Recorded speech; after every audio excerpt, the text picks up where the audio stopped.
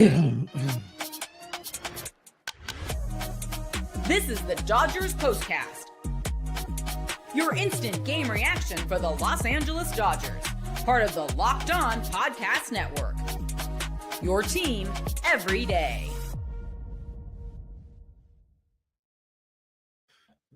Hello and welcome to the Locked On Dodgers Postcast on the Locked On Dodgers YouTube channel, the place to hang out when every game is done. Well. Dodgers, to say the least, are in a bit of a funk. Things are not looking good. They look anemic, kind of across the board. And you look at the box score, and it doesn't look all that terrible. But you look at them play, and it doesn't look like it's the Dodgers that won the World Series. So we'll get into the details of where we are right now. After a 4-2 loss and a series loss to the Chicago Cubbies, as the Dodgers drop 2 of 3, and the Padres and Giants just keep right on winning. Well, the Dodgers now sit in third place, 3 games back of the Padres and 2 games back of the Giants. So not looking good right now. Right at the moment, things do not feel good if you are a Dodger fan. I am Pete Fox, covering sports in LA dating back to 2007 for ESPN LA and NBC Sports Radio. Tonight's episode of the Locked On Dodgers Postcast is brought to you by Monarch Money. Take control of your finances with Monarch Money. Use the code LOCKEDONMLB at monarchmoney.com for 50% off your first year. Dodgers led this one 1-0. Kike Hernandez, his first base hit that wasn't a home run, knocked in Michael Conforto, made it 1-0. Then in the third inning, Pete Crowe Armstrong, PCA, got his fantastic night started with a 370-foot home run. Then there wasn't much. 4th, 5th, and 6th, it was fairly tight until Michael Busch, former Dodger, hit a 403-footer to make it 2-1. Muncy had a sac fly to right. That tied it at 2. Pete Crowe Armstrong homered again, 412 feet. That came off of a Blake cutter that didn't do much of anything. He then tripled in the 8th, and Dodgers left him stranded, so that was at least something. And then the 9th inning. All right, we're in this one. We heard Freddie's get a bat. Freddie's in the dugout, didn't start. Kike played first. Freddie's going to pinch hit bottom of the 9th for Miguel Rojas. Kike led off the inning. Good morning, good afternoon, and good night. I believe it was 3 pitches, might have been 4. Bottom line, he was out quick, fast, and in a hurry. Freddie came up, 1 pitch grounded to, I think it was the shortstop. Anyway, they had him play directly right up the middle. So 4 or 5 pitches, 2 outs, and then Shohei Ohtani, another good morning, good afternoon, and good night. 3 pitches, he was done, game over.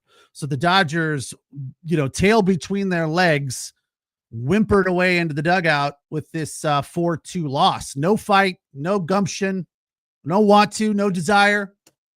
Look, I'm still, it's still early. I'm not worried. They've got 11 wins. You look up and down the standings. It's like 11 wins is first place in the AL East, first place in the AL Central, first place in the AL West, first place in the NL East, tied for first in the NL Central, and then the NL West is red hot. And look, let's be honest, the Padres have faced the Rockies for 3 games. And yeah, they're hot, but they're never going to keep this up. I'm sorry, they'll be good, but they can't keep this up. There's no way. An 8-13 winning percentage, not going to happen. They'll be good. Yeah, they'll be a playoff team more than likely. Their pitching is outstanding.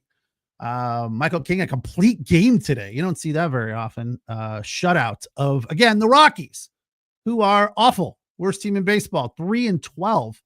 Feel sorry for Colorado fans. I really do.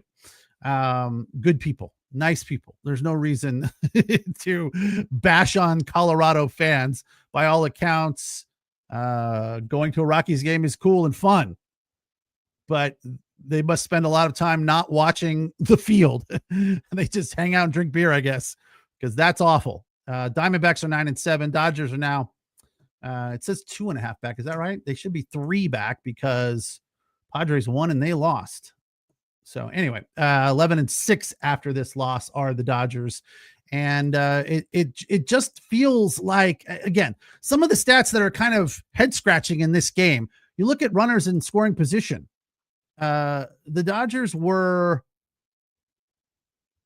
1 for 6 with runners in scoring position, while the Cubbies were 1 for 11.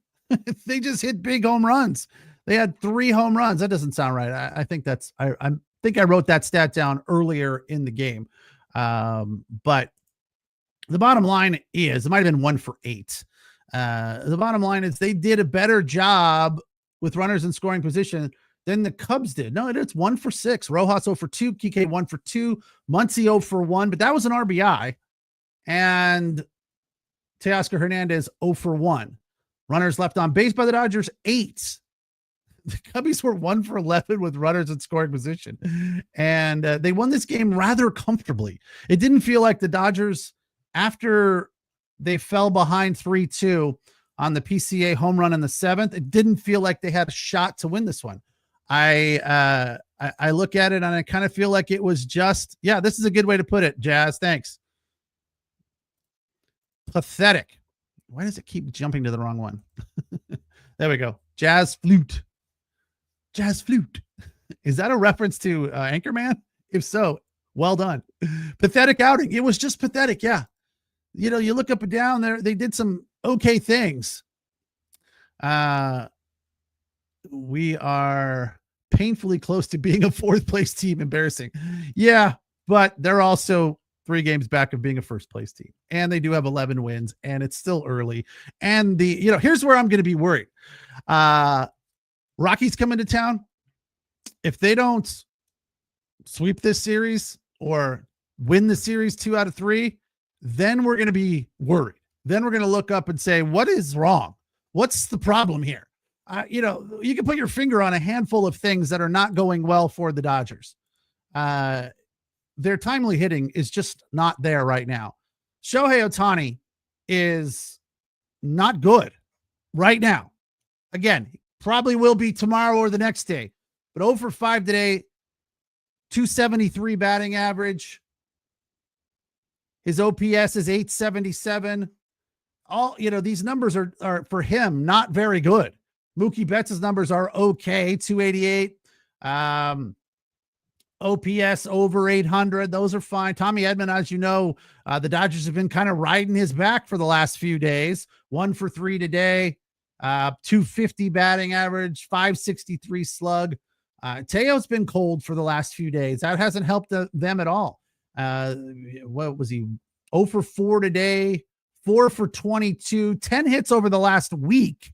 But in this series, 4 hits, 2 runs. I guess that's not terrible. You could, expect or hope for a little more. It's just the clutch vibe for this team right now is just really not there. Conforto 2 for 4, 2 runs scored today. Will Smith continuing to hit the ball, but nothing to show for it. No runs, no RBI. Max Muncy is still struggling. He did have the RBI on the sack fly, but what it boils down to, it feels very similar to, I don't know if it was exactly this time last year, but it definitely was early in the season where the bottom of the lineup is just not producing. And so therefore, Shohei Ohtani comes up to the bat and there's nobody on base. I looked up the stat on Shohei's RBIs. He has 5 RBI and 4 home runs, meaning he's knocked in 1 runner on base in his 16 hits. So that, he's not being Shohei, and I'm not trying to crush on Shohei and come down on him. And for those of you like BC that think I hate Shohei, I don't. I just call it like I see it. There was a guy a couple of nights ago in the chat. It was after the game was over, so I couldn't comment on it during the show. But the guy said, it was hilarious. It wasn't the 16-0 game. It was Friday night, which I think the Dodgers won that game. Yeah, they won Friday. but that was only because Tommy Edman hit the home run. They didn't do a whole lot of anything offensively, including Shohei. But the comment was something to the effect of, Shohei is the most overrated hitter in baseball, deserves to be in AAA at best, maybe even AA. A complete waste of time, or something so far from the truth that I was like, wow, that is aggressive and completely wrong. He is not going well right at the moment, but is not a AAA or AA player, and not the most overrated hitter in baseball. What does Dodger Z Showtime say? It's time to bring Ohtani down to number 2, and bring up Hyesung Kim and DFA Miggy Rojas and Austin Barnes. Some of that is probably not far off. I tell you this, though, Dodger Z Showtime fans, they are not going to get rid of Austin Barnes because he is their backup catcher and he's a good catcher. So the offense that Austin Barnes brings to the table is irrelevant. And I do believe he has also got Clayton Kershaw on his side as far as support. So Austin Barnes will be there for the remainder of the season, in spite of the fact that they have other catchers in the minor leagues like Fiducia. So, they don't necessarily need him, but I do believe he just signed a new contract as well. So they're not going to DFA him or do anything with Austin Barnes. As far as Miggy Rojas goes, another situation where the defense means more to them than the offense. So I think he'll be around. As far as Chris Taylor goes, that's a question mark. That I think they might make a move there. They do need to find some more offense, especially at the bottom of the lineup. This 100, 114, 161, 176, it's just not enough. It's not good enough. You need to get on base for Shohei Ohtani, or you need to jumble up the lineup. I've been saying that for a year. We've been saying that over and over again. You got to jumble up this lineup. Shohei Ohtani doesn't always have to be at the top of the lineup. It won't hurt him to move down to second or third or even fourth. We got to take the break. It is the Locked On Dodgers postcast on the Locked On Dodgers YouTube channel. A 4-2 loss today after a 16-0 loss yesterday. We'll talk a little bit more about that one after the break, because there's some funny stuff that happened that I missed, and some historical statistics that go with that game that were kind of interesting. I'm Pete Fox. Thanks for watching. It's the Locked On Dodgers postcast. We will come back and talk about those things after I tell you about our sponsors. Today's episode of the Locked On Dodgers postcast is brought to you by Monarch Money. Ever check your bank account and wonder where did all your money go? Between dining out, online shopping, entertainment, fixing the car, it's easy to lose track. That's where Monarch Money comes in. It's your personal CFO, giving you full visibility and control over your finances. Monarch Money isn't just a budgeting app. It's a complete financial command center. You can track all your accounts, investments, and spending in one place, so you stop just managing your money and start building wealth. Take control of your finances with Monarch Money. Use Monarch Money at monarchmoney.com and use the code LOCKEDONMLB. Again, monarchmoney.com, 50% off your first year. That's monarchmoney.com, code LOCKEDONMLB for half off your first year. Locked On Dodgers postcast also brought to you by Wonderful Pistachios. Looking for a snack that's both delicious and nutritious and a little bit fun sometimes? Crack into a good source of protein with Wonderful Pistachios. I'm not talking about like rip-roaring Disneyland fun, but I enjoy the ritual of eating pistachios, cracking the nuts, and going through all of that. It's very similar to me to the whole sunflower seeds ritual, which is highly related to and associated with baseball. Wonderful Pistachios is one of the highest protein nuts. Each 1 ounce serving has 6 grams of protein, giving you over 10% of your daily value. Plus, they're packed with fiber, better for you, unsaturated fats to help keep you feeling fuller longer. Get snacking and get cracking with the snack that packs a protein punch. Visit wonderfulpistachios.com to learn more. All right, tonight the Dodgers just kind of left it out on the table, kind of played flat, if you ask me, 4-2 the final. I think what we'll be talking about when this one's over. This is what you'll be talking about. The Dodgers are in third place and kind of struggling right now, trying to find some rhythm and momentum and put a streak together. They are not looking good. I don't think they're looking terrible, but they're in a bit of a funk. That is for sure. This is the Locked On Player of the Game. Well, we got to say it's Michael Conforto. Couple of hits, couple of runs scored after not playing well in this series, kind of across the board offensively. And he had a defensive error tonight, but at the plate, he looked good. So offensive player of the game will be Michael Conforto. And the defensive player of the game, Tyler Glasnow. We haven't really talked about him. I don't think that this loss is on him at all.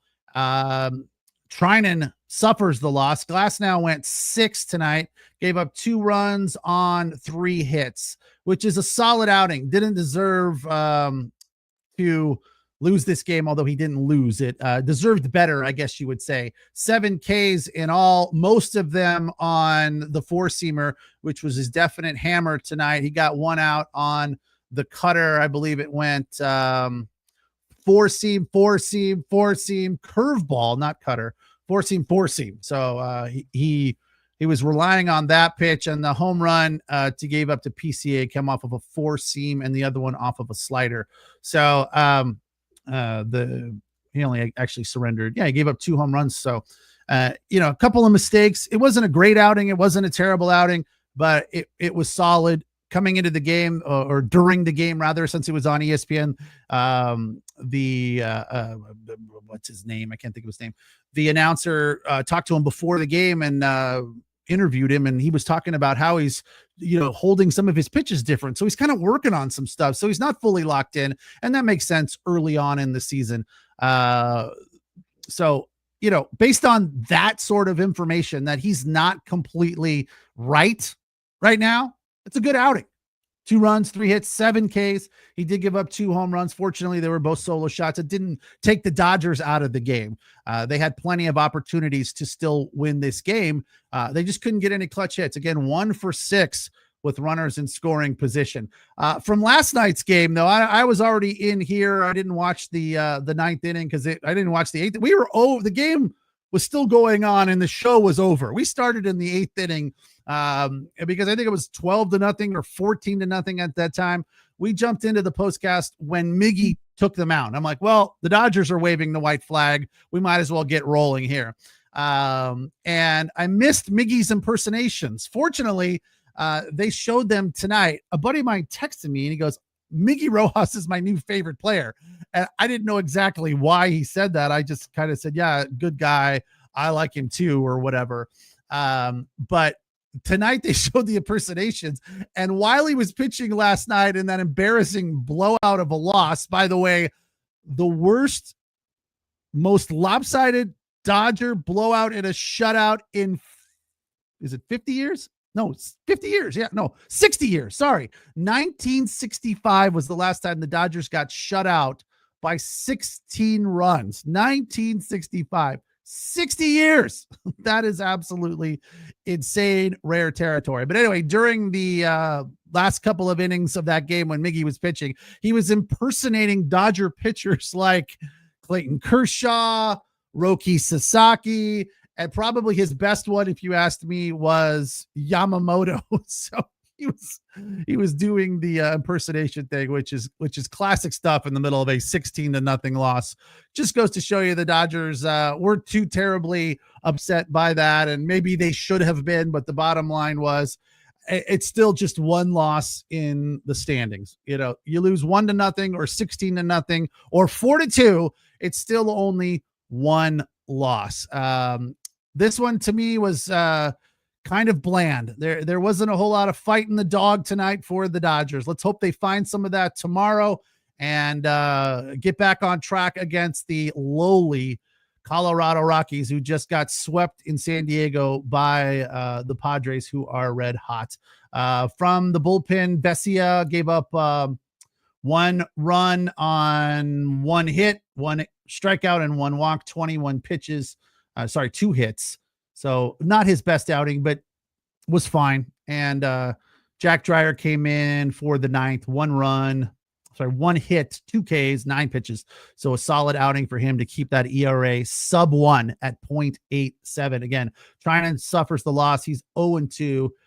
Did strike out 3 in his 1 inning, but he gave up 1 run on 2 hits and is hung with the loss. Chris Colin Ray, not to be confused with the country singer, went 3 2/3. He was good tonight for them. Dodgers couldn't get a hold of him, couldn't square him up. He gave up 1 run on 4 hits. That came early on the Kike Hernandez single. And Roberts gets the win, going 2/3 of an inning, zeros across the board on 3 pitches. So the Dodgers are now 11-6, sitting in 3rd place in the West, 7-2 at home, and say goodbye to the Padres and welcome in the Colorado Rockies tomorrow for a series. Thanks for watching. Thanks for listening. Appreciate all the comments. No need to be terribly worried, everybody. Long season, long way to go. And the Dodgers are going to be fine, but they're going to have to find some rhythm and momentum. And I don't know exactly how they do that, but they'll figure it out. Good news is they don't need to do it for many, many months. Thanks for watching. Thanks for listening. Take care. Have a good night. We will talk tomorrow.